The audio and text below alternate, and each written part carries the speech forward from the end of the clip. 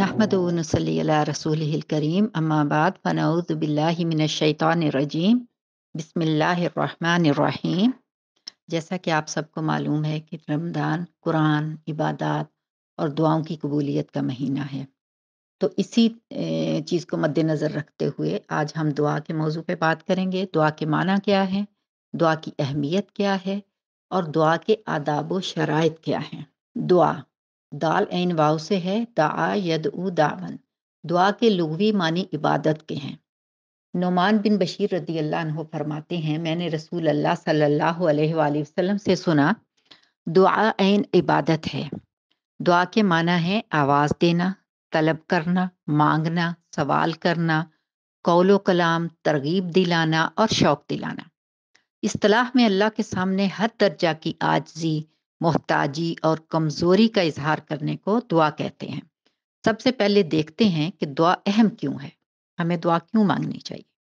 दुआ की अहमियत इरशाद रब्बानी है, वस्ताईनु बिस्सब्रि वस्सलाह। मदद मांगो सब्र के साथ और नमाज के साथ। नमाज भी दुआ ही है। दुआ इबादत ही नहीं बल्कि इबादत का निचोड़ है, इबादत का आला तरीन दर्जा है। सुनन तिरमिज़ी की हसन हदीस है, मन लम यसअल्लाहु यग़दब अलैह।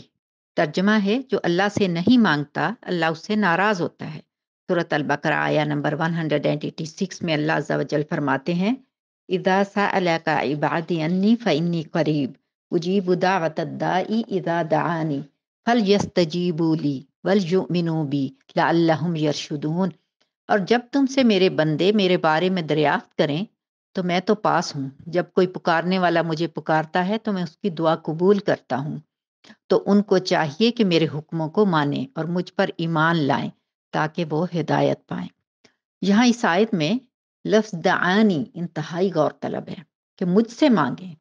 दाआनी का मतलब है मुझसे मांगे, डायरेक्ट अल्लाह से मांगे। यहाँ हमारे माशरे में कुछ अजीबो गरीब मिसालें देते हैं। लोग कहते हैं कि अगर थानेदार से मदद चाहिए तो सिपाही को पकड़ना पड़ता है, छत पे जाना है तो सीढ़ी लगानी पड़ती है। यहाँ मैं एक मिसाल देती हूँ कि फ़र्ज़ करें किसी साहिब इक़्तिदार या वज़ीर आज़म से आपका ताल्लुक़ वास्ता है, वो आपको अपना नंबर देते हैं और कहते हैं कि आपको किसी भी वक़्त कोई इमरजेंसी हो, कोई ज़रूरत हो, आप डायरेक्ट मुझसे बात करें। लेकिन आप जब कभी कोई ज़रूरत पड़ती है, आप किसी वज़ीर, किसी सेक्रेटरी को पकड़ते हैं, उनको कहते हैं कि जी वज़ीर आज़म से ये काम करवाएँ। तो आप खुद सोचें कि जब वज़ीर आज़म को पता चलेगा कि भई मैंने तो इस बंदे से कहा था कि डायरेक्ट मुझसे बात करना और ये इधर-उधर घूमते फिरते हैं, तो फिर यही होगा, वो जो कोई उनको पैगाम देगा वो उनसे कहेंगे अच्छा ठीक है फिर आप ही देख लो। तो अल्लाह ये जो थानेदार हैं, नंबर 1 तो ये कि इन लोगों से अल्लाह की मिसाल देनी नहीं चाहिए। और नंबर 2 ये कि इन्होंने कभी आपसे ये कहा है कि हम 24 आवर्स आपकी बात सुनेंगे, आपको जब कोई मसला हो, कोई तकलीफ हो, हम हाजिर हैं, आप किसी भी वक्त हमें पुकारें, हम आपकी बात सुनेंगे। लेकिन अल्लाह सुब्हानहू तआला तो हर वक्त 24 आवर्स अल्लाह सुब्हानहू तआला हमारी बात सुनते हैं और ख़ास तौर से रात को के आखिरी पहर करीब आते हैं, दुनिया के आखिरी आसमान पे अल्लाह सुब्हानहू तआला तशरीफ़ लाते हैं और फरमाते हैं, कोई है मुझसे मांगने वाला, कोई है सवाल करने वाला जो मुझसे मांगे और मैं उसको दूं। तो कौन से ऐसे ये मिसालें ने उसके कैसे दी जा सकती हैं कि भाई थानेदार तक पहुंचना है तो सिपाही को पकड़ें। ये सारी गलत मिसालें और सारा उन लोगों ने बनाया हुआ है जो इसी तरीके से, जिनकी रोजी रोटी इसी तरह से लिखी हुई है कि वो लोगों को बेवकूफ़ बनाकर कि आप हमारे पास आएं, हम आपके लिए अल्लाह से दुआ मांगेंगे। अल्लाह सुब्हानहू तआला ने कहीं नहीं फरमाया, ना हमारे नबी सल्लल्लाहु अलैहि वसल्लम ने। हमें डायरेक्ट अल्लाह से मांगना चाहिए। अपनी और दूसरों की इस्लाह, कामयाबी, मुसीबतों, अकूबतों, वबाओं और बीमारियों तक से तहफ़्फ़ुज़ और मौजूदा मसाइब से छुटकारा पाने का सबसे बेहतरीन तरीका ये है कि इखलास और मुकम्मल तवज्जो के साथ गिड़गिड़ा कर अल्लाह से दुआ की जाए, क्योंकि अल्लाह दुआ को पसंद करता है और दुआ करने का हुक्म फरमाता है। सूरह गाफिर आया 60 में इरशाद रब्बानी है, मुझे पुकारो मैं तुम्हारी दुआ कबूल करूंगा। अल्लाह सुब्हानहू तआला ने कहा है मुझे पुकारो, ये नहीं कहा कि किसी के वास्ते से मुझे पुकारो। जो लोग मेरी इबादत से तकब्बुर करते हैं जल्द ही जलील ख्वार होकर जहन्नम में दाखिल होंगे। अबू हुरैरा रदी अल्लाह अन्हु से मरवी है, रसूल अल्लाह सल्लल्लाहु अलैहि वसल्लम ने फरमाया, اللہ تعالیٰ کے ہاں کوئی چیز بھی دعا سے بڑھ کر معزز نہیں۔ یہ ترمذی اور ابن ماجہ کی روایت ہے۔ دعا کی اہمیت کے لیے یہی کافی ہے کہ اللہ تعالیٰ نے فرض عبادات میں بھی دعا کو فرض یا مستحب قرار دیا ہے۔ سورہ فاتحہ جو نہ صرف بہترین دعا ہے بلکہ دعا کرنے کا طریقہ بھی سکھاتی ہے، وہ نماز کا رکن ہے۔ آج کے پرفتن وباؤں اور سانحوں کے دور میں دعا کی اہمیت اور بھی بڑھ جاتی ہے، جبکہ اسلام دشمن قوت مسلمانوں کے خلاف سازشوں میں مصروف ہیں۔ مسلمانوں میں اختلافات پیدا کرنے اور تصادم پیدا کرنے کے درپے ہیں۔ اگر انسان کسی مشکل اور مصیبت کا مقابلہ کرنے سے قاصر ہو تو دعا کے ذریعے مقابلہ کرے۔ دعا مومن کا سب سے طاقتور ہتھیار ہے۔ آج ہم حضرت یونس علیہ السلام سے زیادہ بڑی آزمائش سے تو دو چار نہیں ہیں۔ دعا کریں، اللہ سبحانہ و تعالیٰ نجات دے گا ہر مصیبت سے، ہر اندھیرے سے۔ یونس علیہ السلام 3 اندھیروں میں تھے، سمندر کا اندھیرا، رات کا اندھیرا، مچھلی کے پیٹ کا اندھیرا، لیکن جب انہوں نے اللہ سبحانہ و تعالیٰ سے دعا فرمائی، لا الہ الا انت سبحانک انی کنت من الظالمین، سورہ الانبیاء آیا 87، تو اللہ سبحانہ و تعالیٰ نے نہ صرف انہیں نجات دی بلکہ یہ شرف بھی اس دعا کو بخشا کہ جب بھی آپ دعا کریں اس سے پہلے اگر آپ یہ دعا کریں تو آپ کی انشاءاللہ دعا کی قبولیت کے امکانات بڑھ جائیں گے۔ ابن حبان اور مستدرک الحاکم کی صحیح الاسناد حدیث ہے، ثوبان رضی اللہ عنہ نبی صلی اللہ علیہ وآلہ وسلم سے نقل کرتے ہیں کہ تقدیر کو دعا ہی ٹال سکتی ہے، عمر میں نیکی ہی اضافہ کر سکتی ہے، اور انسان کو گناہ کا ارتکاب کرنے پر روزی سے محروم کر دیا جاتا ہے۔ اب ہمیں یہاں پہ یہ سوچنا چاہیے کہ جو فقر، جو مصیبتیں، جو بیماریاں، یہ سب کچھ ہے، خاص طور سے جو آج کل مہنگائی کا رونا ہے، لوگوں کی انکم کم ہے، تو کہیں کہ ایسا تو نہیں کہ اس میں ہمارے گناہوں کا بھی ہاتھ ہو۔ ترمذی اور مستدرک الحاکم کی حدیث ہے، ابن عمر رضی اللہ عنہ فرماتے ہیں رسول اللہ صلی اللہ علیہ وآلہ وسلم نے فرمایا، دعا موجودہ اور آئندہ آنے والی ہر قسم کی مصیبت میں فائدہ دیتی ہے، اس لیے اللہ کے بندو دعا لازمی کیا کرو۔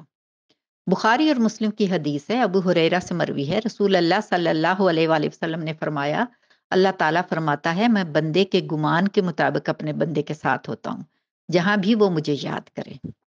اللہ رب العزت نے مصیبت اور فتنوں کے وقت دعا نہ کرنے والے لوگوں کی مذمت فرمائی ہے۔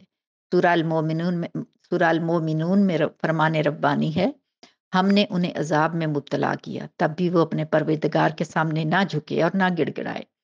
سورہ الانعام آیا 42 اور 43 میں اللہ سبحانہ و تعالیٰ کا فرمان ہے، آپ سے پہلے ہم نے بہت سی قوموں کی طرف رسول بھیجے، پھر ہم نے انہیں سختی اور تکالیف میں مبتلا کر دیا تاکہ وہ گڑ گڑا کر دعا کریں، پھر جب ان پر ہمارا عذاب آیا تو وہ کیوں نہ گڑ گڑائے، مگر ان کے دل تو اور سخت ہو گئے، اور جو کام وہ کر رہے تھے شیطان نے انہیں وہی کام خوبصورت بنا کر دکھا دیے۔ وہی کام کون سے ہیں؟ شرک ہے، بدعت وغیرہ ہے، یعنی شیطان نے یہ سب انہیں اور بھی خوبصورت بنا کر دکھا دیے۔ دعا کریں اللہ سبحانہ و تعالی ہمیں شیطان کے ہتھ کنڈوں سے محفوظ فرمائے اور دعا کرنے کی توفیق عطا فرمائے۔ سنگین حالات میں بھی دعائیں نہ کرنا گناہوں پر اصرار میں شامل ہے، یعنی جب یہ اس طرح کی آزمائشیں، بیماریاں، عذاب ہم پہ آتے ہیں، انہیں عذاب کہیں، آزمائشیں کہیں، بیماریاں یا جو بھی کہہ لیں، ان کا نام جو بھی رکھ لیں آپ، تو اس میں اللہ تعالیٰ سے دعا نہ کرنا گناہوں پر اصرار میں شامل ہے۔ اس وقت سب سے زیادہ جس چیز کی ضرورت ہوتی ہے وہ استغفار ہے، اور اللہ کی سخت پکڑ کو معمولی سمجھنے کی مانند ہے، یعنی کہ سنگین حالات میں بھی دعائیں نہ کرنا گناہوں پر اصرار میں شامل ہے اور اللہ کی سخت پکڑ کو معمولی سمجھنے کی مانند ہے۔ جبکہ سورہ البروج میں اللہ سبحانہ و تعالیٰ فرماتے ہیں، ان بطش ربک لشدید، بے شک تیرے رب کی پکڑ بہت سخت ہے۔